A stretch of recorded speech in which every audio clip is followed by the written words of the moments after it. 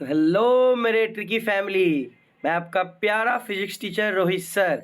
आप लोगों का वेलकम है अंतिम परीक्षा के बैच में। तो मैं आज लेके आया हूँ फिजिक्स का जो चैप्टर है ड्यूअल नेचर, उसका पार्ट 2 लेक्चर का। चलिए, आज ये हमारा आखिरी लेक्चर होगा। हमने सारा ड्यूअल नेचर को इस लेक्चर में कवर किया है। चलिए स्टार्ट करते हैं। तो देखो बच्चों, सबसे पहले आज हम देखेंगे फोटो इलेक्ट्रिक इफेक्ट जो है वो किस किस चीज़ों पे डिपेंड करता है। बच्चों, फोटो इलेक्ट्रिक इफेक्ट क्या होता है हमने बता दिया था आपको। तो आज हम लोग देखेंगे बच्चों कि किस किस फैक्टर पे डिपेंड करता है। सबसे पहला क्या होता है पता है बच्चों? Intensity of light. उसके बाद होता है फ्रीक्वेंसी ऑफ लाइट, और उसके बाद हमारा होता है वेवलेंथ ऑफ लाइट। तो चलिए देखते हैं कैसे डिपेंड करता है बच्चों। आप लोग को एक और डिस्क्लेमर दे देते हैं कि लेक्चर को देखने के बाद नोट्स अच्छे से बनाइएगा और क्वेश्चंस बैंक को सॉल्व जरूर कीजिएगा बच्चों। क्वेश्चंस को सॉल्व जरूर कीजिएगा आप लोग, ठीक है ना। चलिए बच्चों, तो हम देखते हैं हमारा जो इंटेंसिटी ऑफ लाइट है उस पर कैसे डिपेंड करता है बच्चों। तो देखो, सबसे पहली बात, इसका ग्राफ यहाँ पे दिया हुआ है। यहाँ पे आप लोग इसका ग्राफ देख सकते हैं। चलिए बच्चों देखिए, सबसे पहले आप इसका ग्राफ देख सकते हैं कि हमारा फोटो करंट ऊपर में है और इंटेंसिटी ऑफ लाइट नीचे में है। तो ये जो ग्राफ है वो कैसा है बच्चों? Straight line graph. मतलब कहना क्या चाह रहा है कि जितना इंटेंसिटी लाइट का गिरेगा उतना फोटो करंट हमारा प्रोड्यूस होगा। जितना भी इंटेंसिटी का लाइट गिरेगा उतना फोटो करंट बनेगा। मतलब जो इलेक्ट्रॉन निकलते हैं ना बच्चों, वही इलेक्ट्रॉन निकलने के बाद क्या प्रोड्यूस करता है? करंट प्रोड्यूस करता है। तो किसके चलते प्रोड्यूस हुआ है? इलेक्ट्रॉन। और इलेक्ट्रॉन कैसे निकला है? लाइट पड़ने की वजह से। तो उसी का नाम हमारा क्या हो गया? Photo current. चलिए, अब नेक्स्ट हमारा क्या है बच्चों? फ्रीक्वेंसी ऑफ लाइट पे कैसे डिपेंड करता है देखिए। सबसे पहले हमारा फ्रीक्वेंसी यहाँ पे है और फोटो करंट तो दोनों है। तो इसमें क्या होता है, ये ग्राफ थोड़ा सा अल्टरनेट बना हुआ। क्यों बना हुआ ना, कि मान लेते हैं कि लाइट गिरा लेकिन उसके पास उतना पावर नहीं था। मान के बोले थे आपको हम कि उसके पास उतना क्षमता है नहीं कि वो फोटो करंट प्रोड्यूस कर सके।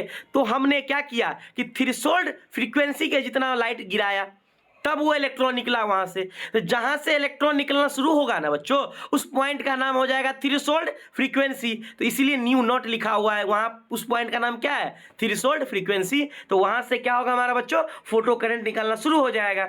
चलिए, नेक्स्ट हमारा वेवलेंथ ऑफ लाइट। तो लाइट का वेवलेंथ आपको पता है बच्चों कि जो वेवलेंथ है और जो हमारा फोटो करंट है, जो एनर्जी है, वो इन्वर्सली प्रोपोर्शनल होता था। E बराबर एच सी बाय लेमडा। तो लेमडा इन्वर्सली होता था। तो ये ग्राफ हमारा क्या हो जाएगा? इन्वर्स हो जाएगा कि फोटो करंट ज्यादा होगा, वेवलेंथ कम होगा, कम होना चाहिए। और फोटो करंट कम होगा, कब कम होगा सर? तो वेवलेंथ ज्यादा होगा। इसीलिए इसका ग्राफ ऐसा ट्रायंगुलर से बना हुआ है। चलो, तो बच्चों आज हम क्वेश्चन लेके आए आप लोगों के लिए। क्वेश्चन बहुत ही प्यारा क्वेश्चन, एक बार देखिएगा। क्वेश्चन क्या कह रहा है कि वर्क फंक्शन ऑफ सब्सटेंस दिया हुआ 4 इलेक्ट्रॉन वोल्ट।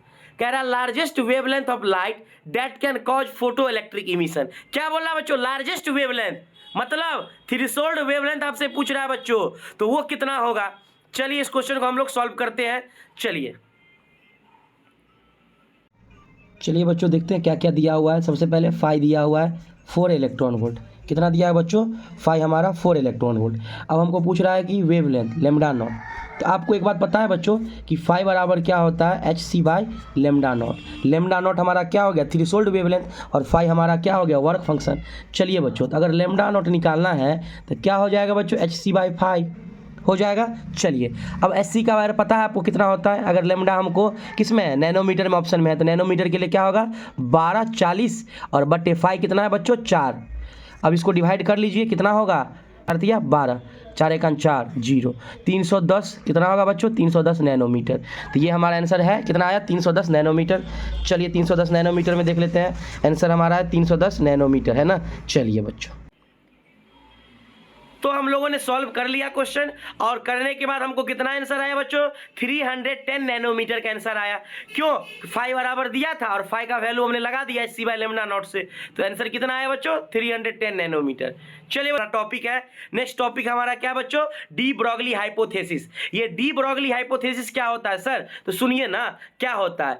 जब ये कह रहा है कि अगर लाइट के पास ड्यूअल नेचर होगा, वो भी पार्टिकल और वेव नेचर, तो हमारे पास जो मैटर होते हैं, जो जो पदार्थ होते हैं उनके पास भी ड्यूअल नेचर होना चाहिए, ये हाइपोथेसिस कह रहा है डी ब्रोगली का।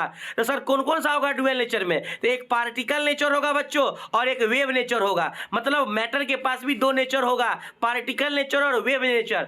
चलिए इसका कुछ पॉइंट है वो देख लेते हैं। चलिए बच्चों इसका कुछ स्टेटमेंट उसको देख लेते हैं। क्या कह रहा है? Every moving particle has wave associated with, मतलब जितने भी मूविंग पार्टिकल्स हैं बच्चों उसमें क्या होगा? वेव एसोसिएट होगा, मतलब वो वेव जनरेट करेगा। मतलब एम मास का कोई बॉडी है ना, पार्टिकल है, अब वो वी वेलोसिटी से जा रहा है तो उसमें क्या जनरेट होगा? वेव होगा, वेव जनरेट होगा। तो चलिए यहाँ पे एक चीज आता है फॉर्मूला, जो मोमेंटम होता है P बराबर मास इंटू वेलोसिटी होता है, और लेमडा बराबर वेव बराबर क्या हो जाएगा? H/P। H का मतलब प्लैंक्स कांस्टेंट और P का मतलब क्या होगा? मोमेंटम। तो इतना ही वेव जनरेट होगा, जो वेव होगा जनरेट वो क्या होगा? H/P के बराबर होगा। चलिए बच्चों आगे बढ़ते हैं हम लोग। अब हम लेके आए हैं नेक्स्ट टॉपिक जो है relation between momentum and kinetic energy. Momentum और काइनेटिक एनर्जी के बीच का रिलेशन क्या होता है उसको हम लोग अभी देखेंगे। तो आपको पता है मोमेंटम बराबर मास इंटू वेलोसिटी, और काइनेटिक एनर्जी भी आपको पता है मोमेंटम बराबर होता है मास इंटू वेलोसिटी, और काइनेटिक एनर्जी पता है आपको हाफ mv² होता है। तो हम क्या किए हैं? ऊपर नीचे मास से गुणा कर दिए हैं तो हो गया हाफ 2m और m² v²। एम भी होता है मोमेंटम, m² v² है तो मोमेंटम का भी स्क्वायर हो जाएगा। तो यहाँ पे क्या गया? काइनेटिक एनर्जी बराबर P²/2m। तो P निकालना है तो 2m उधर चला जाएगा, रूट में लग जाएगा K × 2m। तो ये हमारा इतना होता है मोमेंटम। तो लेमडा बराबर होता है H/P या फिर H/mv, तो mv की जगह रख दिए ये फुल। तो यहाँ पे आप ये वैल्यू भी याद कर सकते हैं कि लेमडा बराबर H/√2m Ke, 2m kinetic energy. तो ये आपको भी याद रखना है, जो कि ऑब्जेक्टिव में क्वेश्चन पूछे जा सकते हैं बच्चों। चलिए बच्चों इस पे हम लोग अब इसके एक इंपॉर्टेंट पॉइंट्स को हम देख लेते हैं। हम लोगों ने तो पढ़ लिया कि मैटर जो होते हैं वो भी वेव निकालते हैं, लेकिन डी ब्रोगली का जो ये स्टेटमेंट है ना बच्चों, वो सिर्फ वैलिड हुआ स्मॉलेस्ट पार्टिकल पे। क्यों सर? क्योंकि स्मॉलेस्ट पार्टिकल का मास क्या होता है बच्चों? बहुत कम होता है, और बहुत कम होने की वजह से उसका वेव हमको दिखा, उस पार्टिकल का वेव जो है डी ब्रोगली साहब को दिखा। क्यों? क्योंकि वेवलेंथ लेमडा बराबर आप ये पढ़े हैं H/mv होता है। तो यूनिवर्सली हो गया ना मास के, तो मास जितना कम होगा बच्चों उसका वेवलेंथ उतना दिखेगा। तो उसी प्रकार से डी ब्रोगली साहब ने उसका वेवलेंथ देखा, क्योंकि स्मॉलेस्ट मास था, जिसका मास बहुत ज़्यादा उसका वेव नहीं दिख पाया। तो ये सिर्फ डी ब्रोगली हाइपोथेसिस किस पे अप्लाइड था बच्चों? Smallest particle like electron, proton और न्यूट्रॉन का बहुत कम होता है मास। इलेक्ट्रॉन का मास पता है आपको 9.1 × 10⁻31 kg होता है, 9.1 × 10⁻31 kg होता है। प्रोटॉन का पता है 1.67 × 10⁻27 kg होता है। तो ये सब होता है मास, बहुत कम होता है, माइनस में चला गया, तो इसका वेव हमको दिखा। चलिए बच्चों हम एक क्वेश्चन से लेके आए आप लोगों के लिए, बहुत प्यारा क्वेश्चन से लेके आए, इसको आप लोग ट्राई कीजिएगा घर पे, और इसका जुगाड़ मेथड हम लोग बता दिया है। चलिए बच्चों क्वेश्चन क्या है? Find de Broglie wavelength associated with an electron accelerated at 600 volt. मतलब डी ब्रोगली वेवलेंथ निकालना है उस इलेक्ट्रॉन का जिसका एक्सेलरेशन दिया हुआ है 600 वोल्ट। इसका आप लोग जुगाड़ याद रखिएगा, कुछ भी नहीं याद करना, उस फॉर्मूले को बस याद कीजिए ऑब्जेक्टिव के लिए, लेकिन जुगाड़ को याद कीजिए क्वेश्चन को बनाने के लिए। जुगाड़ क्या कह रहा है कि लेमडा अगर वोल्टेज हमारा अगर पोटेंशियल दिया हुआ 600 वोल्ट का, तो अगर वेवलेंथ निकालना हो तो रूट के अंदर डालिए और 150/v कर दीजिए, सारा वैल्यू कैलकुलेटेड है, और ये जुगाड़ मेथड है। 150 में जो वोल्टेज दिया उसको कर लीजिए, तो आंसर आएगा आपका, सॉल्व हो जाएगा। ठीक है बच्चों, आप लोग ऐसे ही मेरे चैनल के साथ बने रहे। मैं 1-to-1 वीडियो लेक्चर डाले जा रहा हूँ, और वन शॉट आप लोगों का बहुत फायदा होगा। जो भी एग्जाम में आप लोग बैठे हुए हैं, बोर्ड के एग्जाम में आप लोगों के लिए बहुत हेल्पफुल होगा बच्चों, इसलिए लेक्चर को आराम से देखें, जो भी दोस्त हैं उनके साथ शेयर करें ताकि उनको भी बेनिफिट्स मिले इस लेक्चर के लिए। चलिए बच्चे धन्यवाद, चलते हैं हम लोग।